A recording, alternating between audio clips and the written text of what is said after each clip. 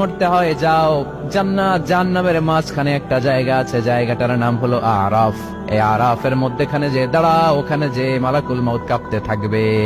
মালাকুল মউত বলবে, আল্লাহ সৃষ্টির শুরুতে যদি জানতাম সবাইকে মৃত্যুদান করার পরে, রূহ কবজ করার পরে আমাকেও মরতে হবে, তাহলে এই কঠিন দায়িত্বের ব্যাপারে আপনার কাছে ক্ষমা চাইতাম। আজকে আমারও যে ভাগ্য বরণ করে নিতে হবে সৃষ্টির শুরুতে, আমি এটা কল্পনাই করতে পারি নাই। আল্লাহ বলবেন, নো টক, মুত ইয়া মালাকুল মউত, মরে যা, মরে যাও। বলার সাথে সাথে মালাকুল মউত এক বিকট চিৎকার হাঁকিয়ে মরে যাবে। মালাকুল মউতের চিৎকারটা সেদিন এত ভয়ঙ্কর হবে, বিষ্ণু ইসলাম বলেন, ওই চিৎকারের আওয়াজ যদি পৃথিবীর মানুষেরা কান দিয়ে শুনতে পেত, তাহলে কিয়ামত সংগঠিত হওয়ার জন্য আলাদা করে ইসরাফিলের সিঙ্গার প্রয়োজন হতো না। ওই চিৎকারের আওয়াজে প্রতিটা মানুষ কানের পর্দা ফেটে ওই জায়গায় লাশ হয়ে পড়ে যেত। এবার ডানে বায়ে সামনে পেছনে উপরে নিচে কেউ নাই, একজন ছাড়া। জোরে বলতে হবে, তিনি কে?